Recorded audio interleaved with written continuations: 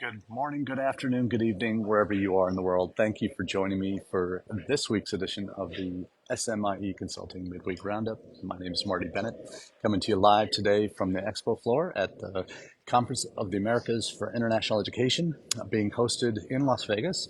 As you know, I work for the University of Nevada, Las Vegas as Director of Global Recruitment and Partnerships, and I'm here today during the second of 3 days of the conference to talk a little bit about what CAEI is doing, what this event is, and how, if your institution is active in the Americas, is a conference that you need to put on your agenda for future years. And here's why. All right, about 2 years ago, many of you know, UNLV started its internationalization journey. I was originally brought in to consult through SMIE Consulting on helping them develop an internationalization strategy.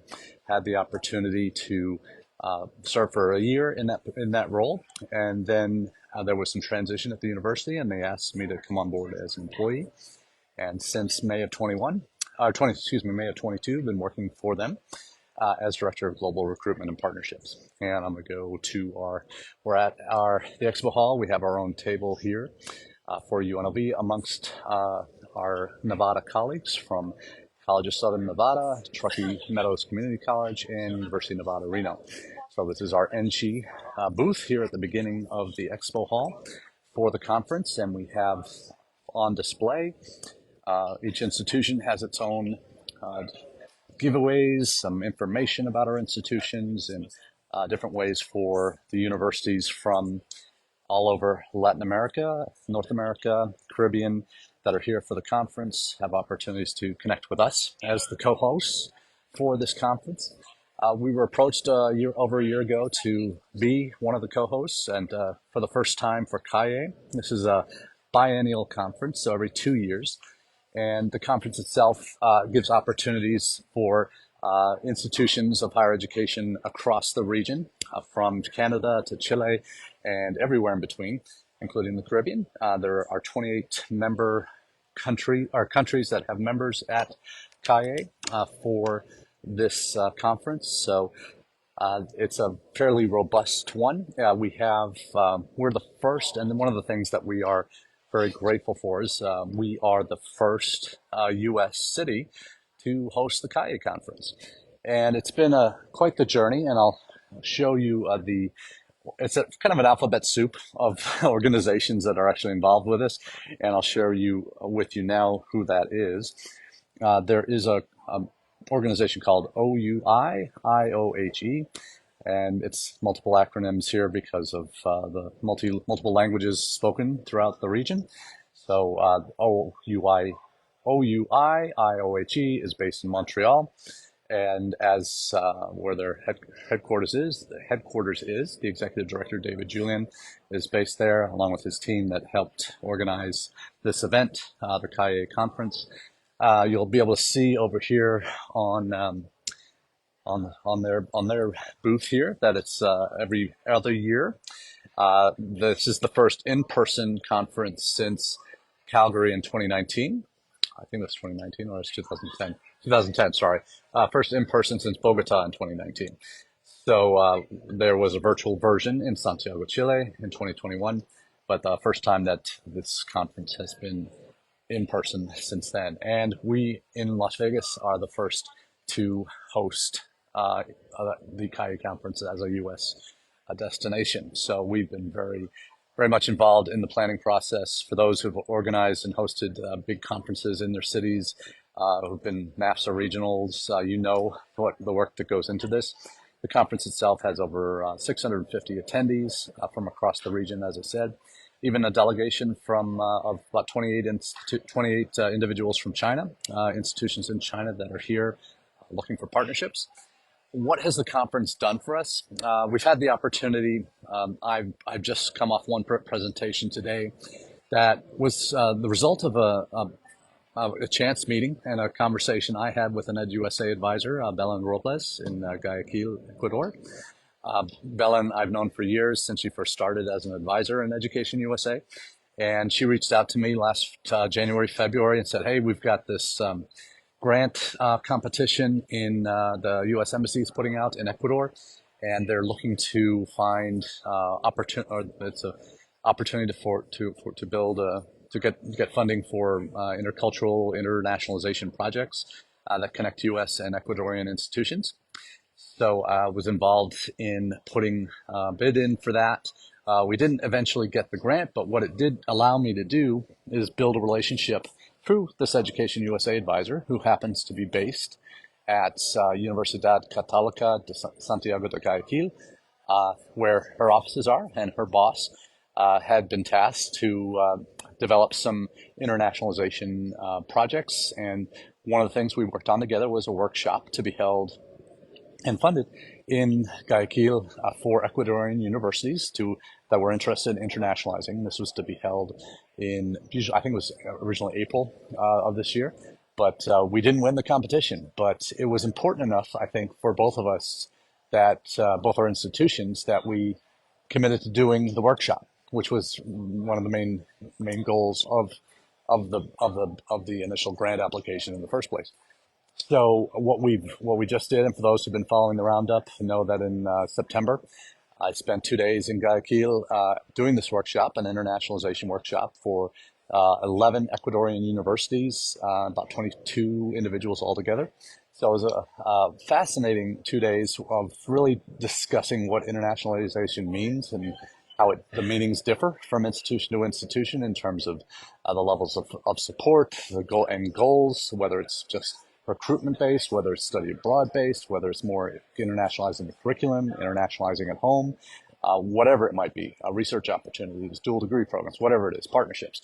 So the workshop happened in September as a result of this. Even though we didn't get the grant, we pushed forward with the goal of having this workshop. And another end product is, in us hosting this the CAEI conference here in Las Vegas, that we put in a conference session proposal with the international SIO at Católica, Universidad Católica, and one of her colleagues within Ecuador at the University of Cuenca. And we both shared our experiences through the session today about what our goals are as institutions internationally, and what from the mega theoretical perspective on why we do what we do internationally in terms of preparing our students to become global citizens, to the very practical applications like this workshop. Like one of the outcomes of the workshop is we held the opening reception, even though we're in the conference hotel here in Las Vegas at the Mirage, that where the event is taking place, the expo hall, all the sessions. Our university hosted the opening reception last night, and we had the opportunity to welcome 600 plus delegates for the conference to our campus, so they could see our rebel hospitality, and a great opportunity for us to showcase a lot of our students volunteering, staff that volunteered, showcase frankly our approach to international at UNLV, that it is an all-in proposition. Every office that touches our international students' lives is engaged in it. It is not just the international student office's responsibility to help our international students find their place in the world. It is everybody's role on an institutional campus like UNLV, where our mission is already diversity-based. We're heavily, those who don't know the profile of UNLV, we're HSI, we're MSI, ANAPISI as well. So we're an institution that has already built into our DNA a commitment to diversity. But for us internationally, that's taking it to the next level. Not only being diverse as an undergrad, as a domestic student population, but also taking that abroad as well. And we have over 1,000 international students on campus and on our OPT currently. So what is this event doing for us? In addition to the presentation I mentioned that I did today, colleagues of mine in our Global Education Initiatives Unit are presenting later today on our vision for international education at the university through the creation of this Global Ed Initiatives Unit that brings together all the various pieces of international at our institution, from the International Student Scholar Office that also oversees the English Language Center, to our Study Abroad, and my unit, which is the Recruitment and Partnerships piece. We all are under one umbrella now, under the Global Education Initiatives, which is part of our academic affairs. We report directly to the Senior Vice Provost of Academic Affairs. We don't have an SIO currently. That's something hopefully in the next few years we'll have nailed down. Um, and will help provide a greater degree of unity amongst what we're trying to do. But we're moving in the right direction. We have the backing of the institution. Our president, Keith Whitfield, has been instrumental in presentations, or at least not sessions, but speeches at this conference, expressing our hospitality, our vision. Our provost, Chris Heavey, was involved last night. We signed MOUs with 3 different institutions at the opening reception that was on our campus. So giving us an opportunity to share with our new partners that we value them, and that we wanted to showcase them and the potential of what those partnerships can be. So what this conference is not is a direct recruitment conference. So if you're strictly in international enrollment and recruitment and going after students in various countries, this is really not that kind of a conference for you. But it is a conference that allows you opportunities to, if you have partnerships as part of your responsibilities, it's definitely a place you want to be at. Education USA has had a substantial presence here. This was one of the goals that I was encouraging our colleagues at ECA to have a robust presence here. We've got all 3 REACs for the region. Hita Morricone, based in Rio. We've got Ana Villavicencio, based in Quito, Ecuador.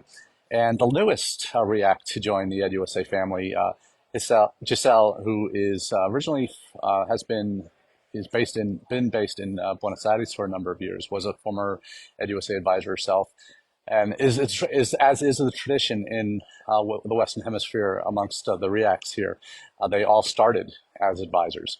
And had previous experience before they moved up to the REACT position. Giselle is going to be based in Mexico City, so she's taking our good friend Maria Mercedes Salmon's place there as REACT for North and Central America and the Caribbean.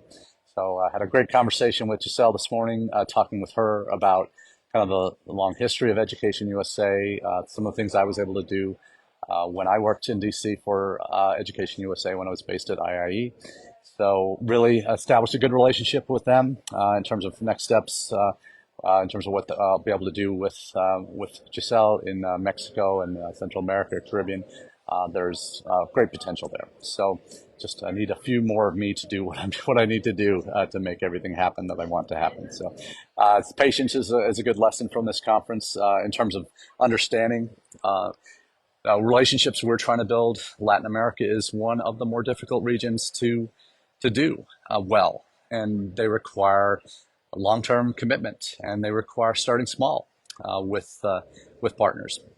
One of the outcomes of this workshop I've been talking about is we're one of the presenters from our end, Dr. Alicia Rico, I mentioned. She's going to be leading a group of students, Spanish language students, to Ecuador in the next year, working with the Ecuadorian network called REIS, which has institutions in 3 different regions, geographical, cultural regions within the country of Ecuador, giving our students an opportunity to really engage with all of those 3 regions, starting with a COIL/virtual class for a number of weeks, culminating in an in-person visit, faculty-led program, short-term program to Costa Rica, to Ecuador. Where am I? Now, Costa Rica. Why do I have Costa Rica on my brain?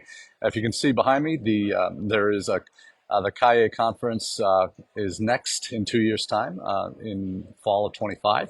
We'll be in Costa Rica, and the Costa Rican universities have a very robust presence. They have an excellent booth, probably the best booth in the pavilion in the exhibit hall today. And having opportunities yesterday, today, and tomorrow to meet with the universities that are represented in the delegation. They're all being extremely encouraging about partnerships, and for me, that's like I said, that's half my job. So there'll be some very strong connections we'll be making with them over the next couple of days, and in the months to come before they host in 2025.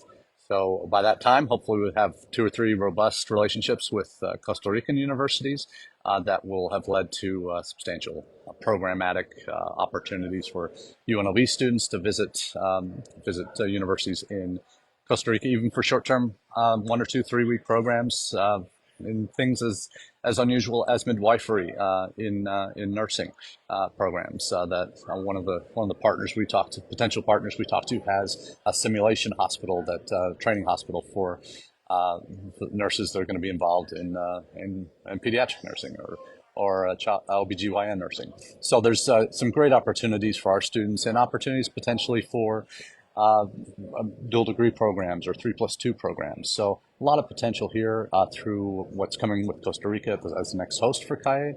But the reality is, it is a region that requires work. It requires relationships.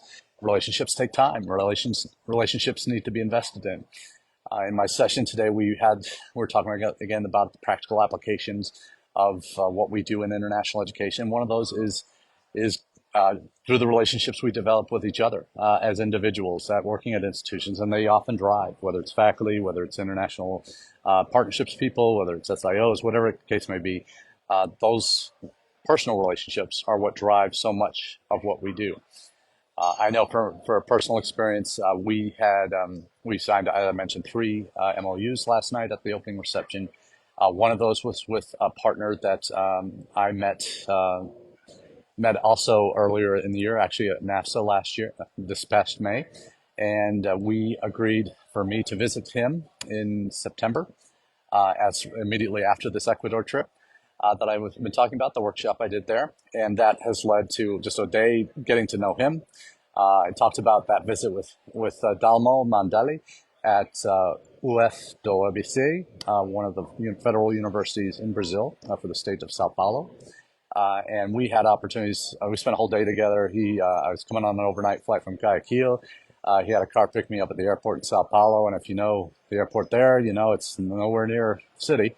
And where he was in Santo Andre, in the southern part of Sao Paulo State, was even further. So he had a car pick me up, bring me to campus, and spent the full day with me, touring his university, meeting some of the faculty and department heads, but also seeing the city. It been 20 years since I've been to Sao Paulo, so he was able to take the time out of his day and share his city with me.